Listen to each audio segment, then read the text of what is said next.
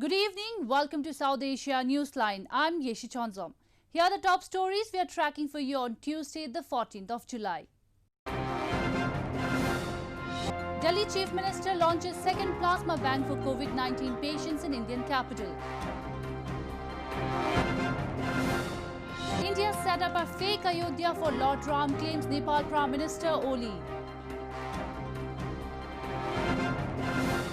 And US Envoy Khalilzad condemns Taliban attack on National Directorate of Security in Afghanistan. And now for all the details. Delhi Chief Minister Arvind Kejriwal on Tuesday inaugurated the national capital's second plasma bank for COVID-19 patients. Kejriwal said the positivity rate and the death rate is coming down, but people shouldn't be complacent.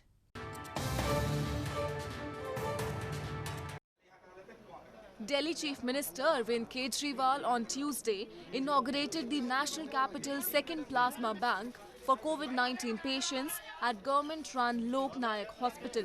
Kejriwal said the positivity rate and the death rate is coming down, but people shouldn't be complacent. Delhi has seen a remarkable turnaround with less than 1,000 new infections reported on Monday for the first time since June 1. However, with cases on the rise, several provinces have reimposed lockdowns to curb the spread of COVID-19. The provinces powering India's cases include Western Maharashtra, Southern Tamil Nadu and Karnataka. India, with over 900,000 infections, is the third worst hit country in the world after the United States and Brazil. Recovery rate बहुत तेजी से बढ़ा है, तो ये सारे factors हैं, लेकिन अभी दिल्ली की जनता से मैं एक ही अपील करना चाहूँगा कि कॉम्प्लेसेंट नहीं होना इसमें कि भाई अब ठीक हो गया सब कुछ। कोरोना का कुछ नहीं पता, कल को फिर बढ़ सकता है, तो एहतियात बरतनी, हमारी एहतियात जो है वो सबसे बड़ा हथियार है हमारे पास। हमेशा मास्क पहनना है, इसमें कोई कोताही नहीं बरतनी। Meanwhile, fans across India have been praying for Bollywood legend Amitabh Bachchan and other members of his movie star family who have fallen sick with the coronavirus. Bachchan and his son Abhishek remained in hospital in Mumbai, while daughter-in-law and former Miss World Aishwarya Rai Bachchan and his 8-year-old granddaughter, who also tested positive, were at home quarantined. Nepalese Prime Minister Sharma Oli has claimed that Hindu deity Ram was born in his country and not in India. Oli's controversial statement is drawing strong criticism from Indians, where the country's Supreme Court last year paved the way for the creation of a Ram temple in northern Ayodhya city, where many Hindus believe Lord Ram was born. Nepali Prime Minister Sharma Oli, creating yet another controversy on Monday, claimed the Hindu Lord Ram was born in the Himalayan nation and India had created a fake Ayodhya as his birthplace. Oli's remark comes at a time when ties between India and Nepal are already under stress over border disputes. The statement has drawn strong criticism from Indians, where the Supreme Court last year paved the way for the creation of a Ram temple in northern Ayodhya city, where many Hindus believe the revered figure was born. He raised a fake boundary dispute and made it impossible for the two countries to talk about it. He has raised the issue of Hindi not being allowed in the National Assembly, of the Indian dress being proscribed. I'm sure he cannot wipe out the history. Ties between New Delhi and Kathmandu strained after Nepal claimed 3 disputed territories of Lipu Lake, Limpiadhura and Kalapani of its own in a new map released last month, which New Delhi also claims. Members of the Hindu Civic Society in Nepal held a protest in front of the Pakistan embassy in capital Kathmandu, demanding the construction of the Krishna temple in Islamabad, which was halted after a boundary wall of the temple was demolished by a mob in Pakistan. Members of the Hindu Civic Society in Nepal held a protest in front of the Pakistan embassy in Kathmandu on Monday over atrocities committed against the Hindu community. Protesters held placards and chanted slogans demanding Pakistan to allow the construction of the Krishna temple in Islamabad, which was halted after a boundary wall of the temple was demolished. निन्दनीय कार्य गरिएको छ त्यो कार्यको घोर भत्सना गर्दछौं साथै यो पाकिस्तान एम्बेसीको द्वारा जानकारी गराउनको चाहन्छौं कि त्यो मन्दिर शीघ्रभन्दा शीघ्र बनाउनको लागि अनुमति दियोस् पाकिस्तान सरकारले अन्यथा यो हाम्रो आन्दोलन देशभरि र दुनियाभरि जहाँ हिन्दू समाज छ त्यहाँ यो आन्दोलन हुनेछ र पाकिस्तान सरकारलाई हामी दुनियामा नाङ्गो पार्दिन्छौं किनभने पाकिस्तानमा यो तथ्यले साबित हुन्छ कि त्यहाँ हिन्दू समाजको लागि मानव अधिकार नै छैन. Earlier this month, the Islamabad Hindu Panchayat had announced to discontinue construction of the boundary wall of Krishna temple after it was demolished by a mob. Moving on, Sindhi people, including women and children, held a massive protest in Pakistan against enforced disappearances of political activists by country's spy agencies and the army.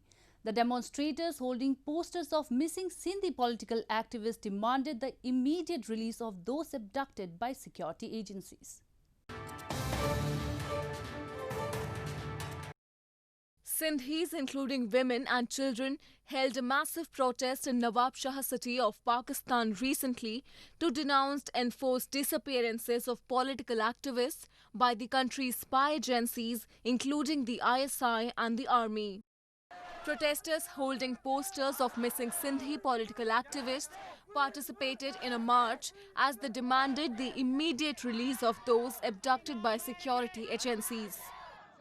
The protest was organized by Jai Sindh Mutahida Mahas or JSMM, a pro-freedom organization based in Sindh. Human rights activists have long accused that Pakistan army uses torture, enforced disappearances, extrajudicial killings and political repression as tools to silence voice and struggle of Sindhis. Activists have also been highlighting the plight of minorities worldwide for the past several years to seek help from the international community and human rights organizations. In news from Pakistan, Pakistan government late June increased the prices of all petroleum products by up to nearly 26 Pakistani rupees. Prime Minister Imran Khan has come under fire from residents of Karachi city for increasing the prices by a staggering margin. The Pakistan government late June increased the price of petrol by over rupees 25 per litre and diesel by rupees 21 per litre. According to official notification issued by the Finance Division, the new prices came into effect immediately. The step was taken in view of the rising oil prices trend in the global market. The move drew nationwide condemnation from people, while some saying that the petrol and diesel prices should have been increased but not by a staggering margin. इतनी अचानक से कि तो हम तो बिल्कुल भी इसके एक्सपेक्ट नहीं कर रहे थे कि इतना रैपिड एक्शन लेंगी गवर्नमेंट. मेरे ख्याल इसको इतना नहीं होना चाहिए था, 8 से 10 होना चाहिए था. This came weeks after Islamabad said its GDP in the outgoing fiscal year ending on June 30 will shrink by 0.4% instead of an initially projected 2.4% growth. Pakistan's economy has witnessed a steady decline since 2018 when Prime Minister Imran Khan's government came into power.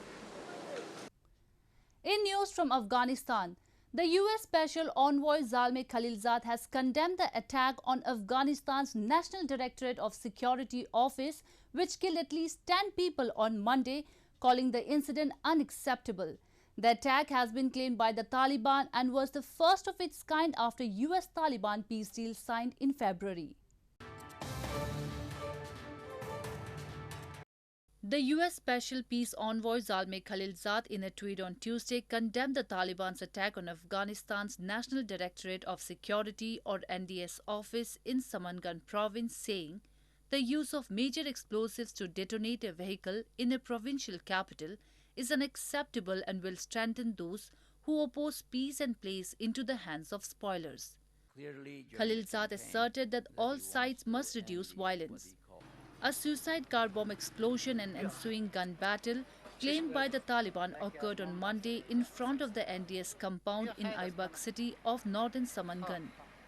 The attack killed at least 10 people and 3 attackers also lost their lives. According to the US Taliban deal signed between the two sides in February, the Taliban committed to avoid attacks in Afghan cities. Monday's attack was the first attack of its kind after the peace deal. Violence is increasing in many parts of the country amid peace efforts. According to a data released by the National Security Council or NSC on civilian casualties, 23 civilians were killed and 45 others were wounded in Taliban violence over the last week. Figures by the NSC indicate that 16 provinces of the country have witnessed 284 attacks by the Taliban in the last 7 days. In news from Sri Lanka, after being under months-long curfew amid the coronavirus outbreak, Sri Lankans enjoyed a wedding exhibition over the past weekend, which had many eye-catching and dazzling wedding products on display. Among the visitors, most people were the ones who were soon to get married and were looking forward to customize their weddings with the help of creative designers present during the show. Sri Lankans over the past weekend enjoyed Wedding Boutique 2020, the first wedding exhibition held in the island nation after months-long COVID-19 curfew was lifted in June. The exhibition, organized in capital Colombo, had many eye-catching and dazzling wedding products on display. Among the audience, most people were the ones who are soon to get married and were looking forward to customize their weddings with guidance from creative designers present during the show. A wedding occupies a very important place in the social life of Sri Lankans. Holding a decent wedding is a top priority for a family, and preparing for it is a major responsibility for the bride and groom's families, as many items need to be purchased. Sri Lanka has lifted its coronavirus curfew and has refuted reports of second wave of the COVID-19. However, the government has shut schools following the detection of new virus cases as a preventive measure. Schools have been shut across India since late March to curb the spread of COVID-19, leaving millions of children whose families cannot afford expensive devices with no access to education. A 25-year-old college student in Delhi is stepping in to breach the gap in online learning right in his own backyard.